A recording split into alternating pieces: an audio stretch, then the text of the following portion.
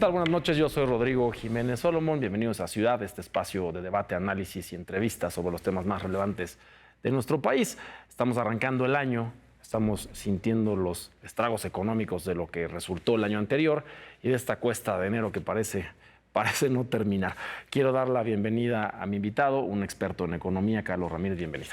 Gracias, Rodrigo, por la invitación. La economía siempre es el tema de fondo. Aunque la quieran disfrazar de otros tipos de problemas y temas, todo aterriza en lo económico. El año pasado estimaban, con esos paquetes económicos que mandan, en este caso en 2024, vamos a crecer más de 2 puntos, terminamos en un 0.4% de crecimiento del PIB. Sí. Para este año dicen las estimaciones del gobierno federal que va a ser hasta 1.9%. Y el Banco de México dice, no, espérame, 0.8%. ¿Qué va a pasar? Sí. En efecto, el año pasado fue un mal año para la economía. Ciertamente se combinaron una serie de factores que propiciaron que hubiese una disminución del ritmo de crecimiento de la economía. Factores, por un lado, externos, todo lo que tiene que ver con los Estados Unidos y los aranceles que hicieron mucho ruido a lo largo del año, pero al mismo tiempo se combinó con factores domésticos.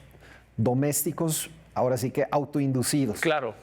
Cambios legislativos constitucionales que cambiaron las reglas del juego de manera muy importante en el país, en el ámbito judicial sí. y en muchos sectores de la actividad económica, que lo que llevaron, Rodrigo, fue a una parálisis de la inversión. Es decir, la inversión privada el año pasado se cayó 5%, un evento inédito en años de no crisis. O sea, el costo de la desconfianza.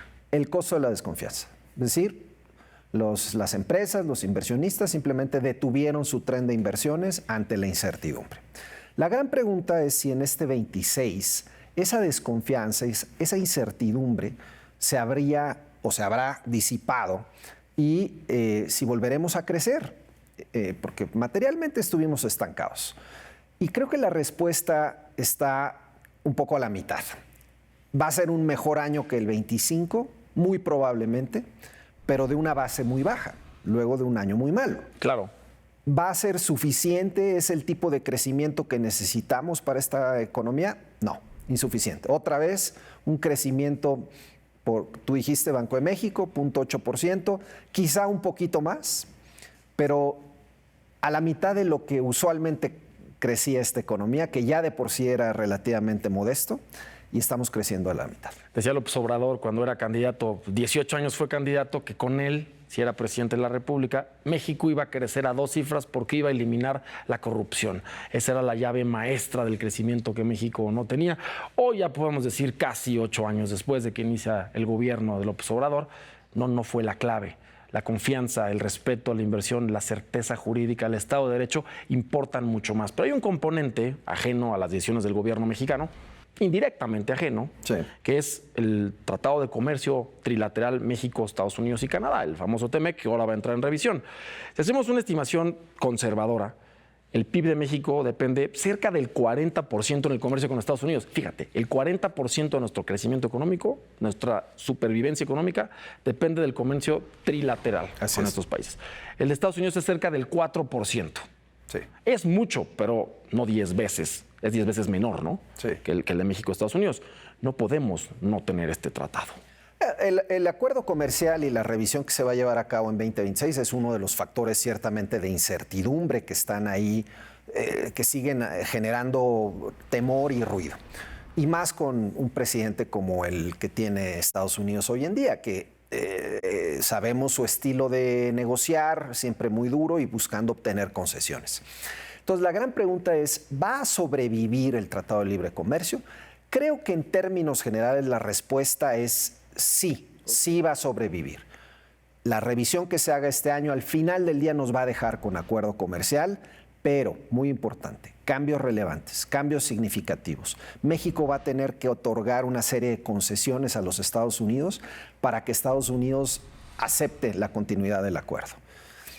Nos va a costar, pero al final del día me parece que sí vamos a terminar con un acuerdo renovado para los próximos 6 años. Y eso va a eliminar uno de los focos de incertidumbre que ha estado generando, pues también menor crecimiento. Ahora, a nivel doméstico, la gran pregunta es, ¿qué otros cambios tiene previsto el gobierno federal? Y es ahí donde nuevamente se avisora en el panorama más cambios a las reglas del juego en el ámbito laboral, en el ámbito electoral, en el ámbito fiscal, que desafortunadamente siguen frenando el potencial que tiene esta economía de invertir más, de consumir más y de exportar más. Es interesante que lo menciones porque, a ver, y por lo primero que comentas, sí se puede dar el tratado, van a haber muchas condiciones, pero no ha dejado de decir el presidente Trump que las condiciones siempre han estado en la mesa, pero que México nunca las cumplió.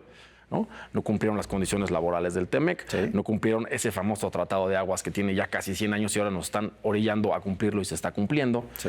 Y México tiene además que cumplir, no tiene que jugar por abajo, no tiene que jugar chueco diciendo entre mercancía china ilegal para que yo la meta a Estados Unidos por abajo. México sí ha jugado mal algunas cosas, no estoy diciendo que del otro lado no, pero también hay que entender que cuando uno tiene un convenio, un pacto, hay que cumplirlo. Claro.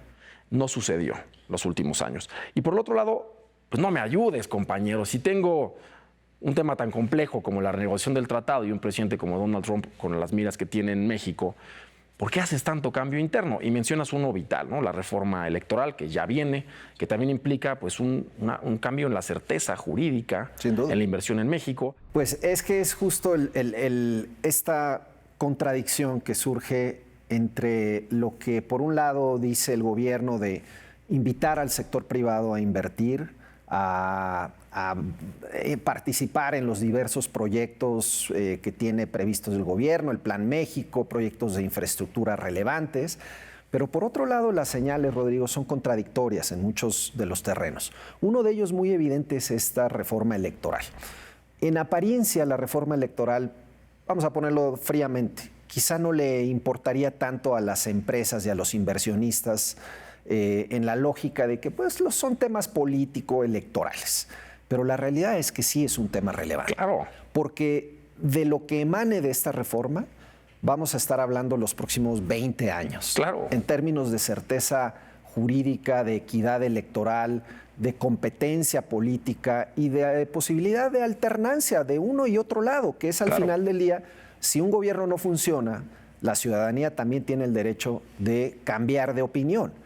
Y si se cierran las válvulas de la representación y de la equidad electoral, eso eventualmente va a afectar la economía. Por supuesto. Además, a ver, puede haber, derivado de esta reforma electoral en el corto, mediano y largo plazo, un descontento social importante.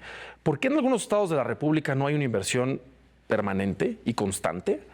Pues no porque no tengan una ubicación geográfica privilegiada, que tengan población joven suficiente, que la mano de obra sea económica en términos globales, sino porque, y sin mencionar los estados para no generar ningún tipo de grilla, pero porque no hay paz social en esos estados, porque saben que en cualquier momento inviertes en una fábrica y mañana hay otra revuelta social en la demarcación que te truena la inversión. Sí influye en la economía la ebullición social. Por supuesto. O sea, el clima social, hay que decir que en términos generales, si uno mira las encuestas, el termómetro social sigue siendo relativamente favorable en favor del gobierno, sí, valga la redundancia. Es decir, la presidenta sigue teniendo niveles de aprobación importantes, significativos.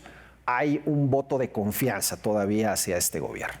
Pero también hay señales de que empieza a resquebrajarse ese apoyo y sobre todo empieza a perder la paciencia la ciudadanía ante lo que fue un año muy malo en la economía el año pasado y ante las previsiones de este año de relativamente poco crecimiento económico. Claro. Entonces, el gobierno achaca los problemas a factores externos. Dice, es que nos tocó un mal año el pasado por Trump y ahora está queriendo volver a con ese argumento diciendo, es que este año es el TEMEC y entonces hay incertidumbre, sin reconocer que quizá el principal factor de incertidumbre es lo que está dejando o haciendo el gobierno federal. Claro, es una persona de mi edad, es la primera vez que políticamente me toca un gobierno que lo tiene todo, que tiene el apoyo social, porque tiene números electorales importantes, que tiene la mayoría calificada en las cámaras de senadores y diputados, que ahora tiene todo el poder judicial.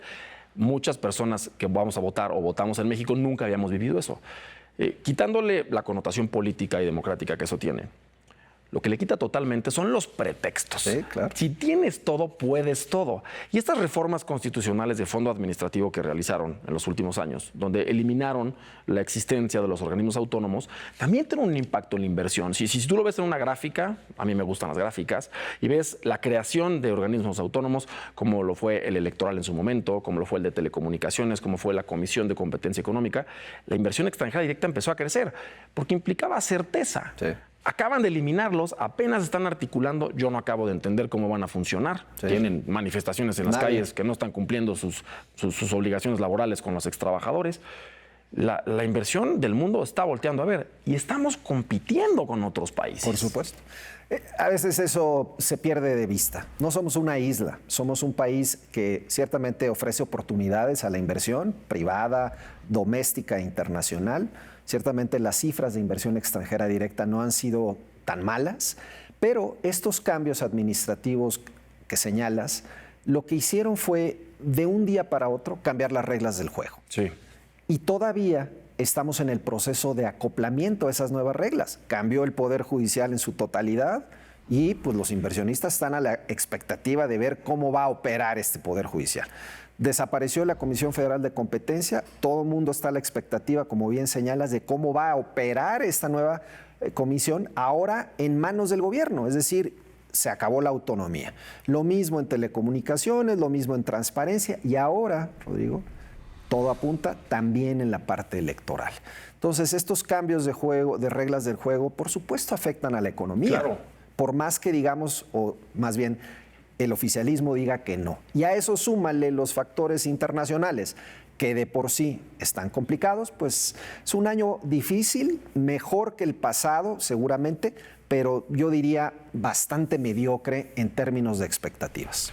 Dicen los economistas que este es el único año que permite ese discurso político de ahí vamos y le vamos a echar ganas. En el 2027 sí o sí se requieren decisiones importantes. Ya es un derecho constitucional el acceso a los programas sociales, no lo puedes quitar. Pero seguimos teniendo boquetes como Petróleos Mexicanos, que está absolutamente quebrado y nos cuesta cerca de 230,000 millones de pesos al año en el pago de deuda a proveedores de esa institución. Y la soberanía petrolera se acaba. Se terminan los márgenes de maniobra para el gobierno en el ámbito fiscal, en el ámbito de Petróleos Mexicanos. El año pasado el gobierno le tuvo que inyectar del gobierno a la empresa 392,000 millones de pesos. Una cifra inédita, sin precedentes. Solamente para que saliera a flote.